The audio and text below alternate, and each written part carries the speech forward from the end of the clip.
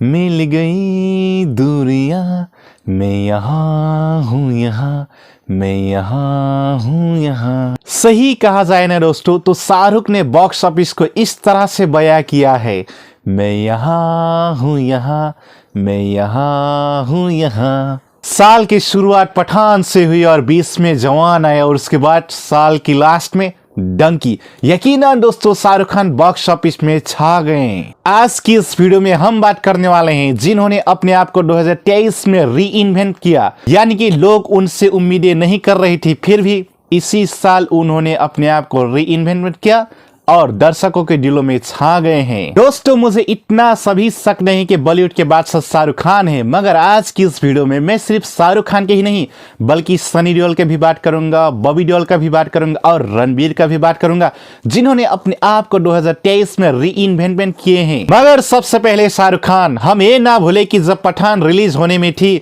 तब शाहरुख खान के हेटर ने क्या क्या नहीं किए। बेशरम रंग ने तो कंट्रोवर्सी पैदा कर दी थी। ये कहा जा रहा था कि फिल्म को बाइकआउट किया जाएगा, फिल्म को देखने कोई भी नहीं जाएगा, मगर दर्शक सिनेमा हॉल फौज के साथ पहुंचे और हेटर्स को चमाटे मारे। पठान ने दुनिया भर से 1050 करोड़ की कमाई की।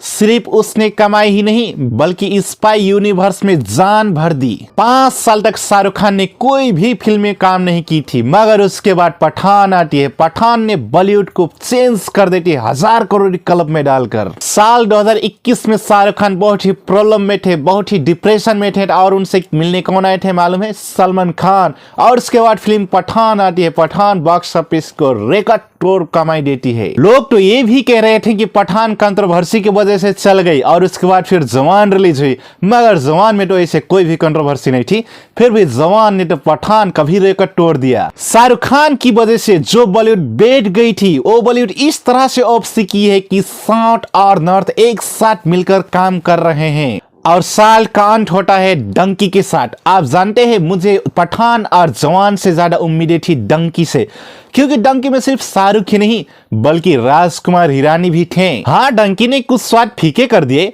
क्योंकि मेरे हिसाब से राजकुमार हिरानी सर के सबसे कमजोर फिल्म डंकी साबित हुई है। और अब अगले साल शाहरुख की कोई भी फिल्में नहीं आ रही है। दर्शक बहुत ही टेंशन में है, क्या करेंगे शाहरुख फैंस। 2023 में जो खुद को री इन्वेंट किया वो थे शाहरुख खान नंबर 1 पे, और नंबर 2 पे है सनी देओल।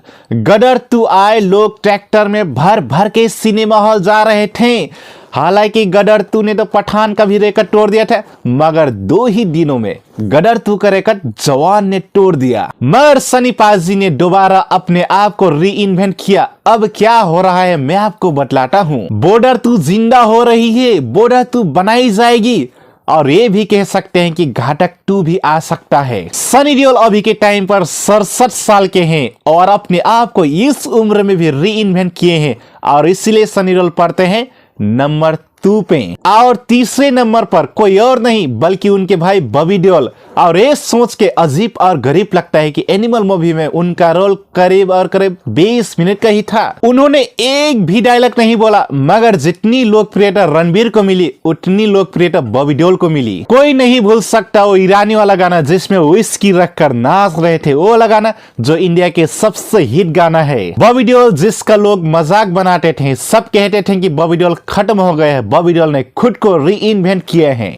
और बॉबी देओल की ये कहानी इसलिए इंस्पायरिंग है ना दोस्तों, क्योंकि बॉबी देओल ने खुद एक इंटरव्यू में बताया था कि वो अपने बच्चों के सामने रोने लगते थे, वो डिप्रेशन में चले गए थे। फिर उन्हें सलमान ने बुलाए और रेस 3 का हिस्सा हुए, फिर आश्रम पार्ट 1, पार्ट 2, पार्ट 3 में काम किए और फिर इस बार एनिमल में काम के 20 मिनट का रोल उनका कैरियर ही बदल दी। तो तीसरे नंबर पर बॉबी देओल एंड चौथे नंबर पर कौन है बताइए? None and another than one and only handsome star Ranbir Kapoor. दोस्तों इसी साल रणबीर कपूर की एक और फिल्म आई थी तू झूठी मैं मक्कार, वो भी सुपर हिट साबित हुई थी। एक तरफ तू झूठी मैं मक्कार तो दूसरी तरफ एनिमल्स, दोनों ही रोल में जमीन आसमान की फर्क है। इनफैक्ट ब्रह्मास्त्र भी अच्छी खासी कमाई करके गई है। बताई जाता है कि करीब 400 करोड़ की कमाई की थी और उस फिल्म में भी उनका रोल बिल्कुल अलग था। दोस्तों मेरा मानना यह है कि अगर शाहरुख, सलमान और आमिर के बाद कोई सुपरस्टार हैं तो है रणबीर कपूर। एक बेहतरीन अभिनेता जिनके नाम ही सुन के लोग सिनेमा हॉल तक पहुंच जाते हैं।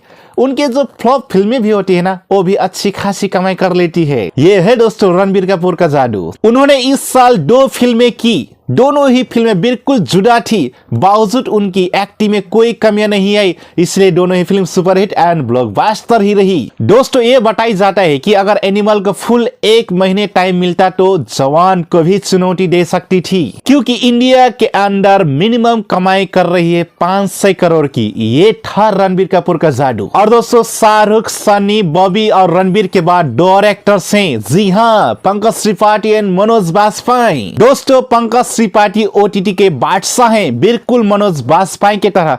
मगर इस साल पंकज त्रिपाठी की एक film I oh my God 2। कहने को इस फिल्म में अक्षय कुमार थे, मगर इस फिल्म का हीरो थे पंकज त्रिपाठी। और हाँ, कौन भूल सकते हैं मनोज बाजपेयी को। मनोज बाजपेयी भी तो ओटीटी के बादशाह हैं, कौन भूल सकते हैं उनके फैमिली मैन। वैसे तो मनोज बाजपेयी सर के इस साल में कई सारी छोटी मोटी फिल्में आई, मगर साल के अंत में आते आते उन्होंने अवार्ड विनिंग परफॉर्मेंस दिया। फिल्म का नाम था जोहरम। तो ये थे वो चेहरे जिन्होंने अपने आप को 2023 में री इन्वेंट किया, जिनमें से शाहरुख खान बने बेताज बादशाह। सो दोस्तों कैसे लगी ये वीडियो? अगर वीडियो थोड़ा सा भी पसंद आए तो वीडियो को लाइक कीजिएगा, और अगर आप भी इसी तरह के फिल्मी updates, movie review, box office collection जानना चाहते हैं तो चैनल को सब्सक्राइब कीजिएगा। मिलते हैं एक और न्यू अपडेट लेकर, तब तक के लिए नमस्कार।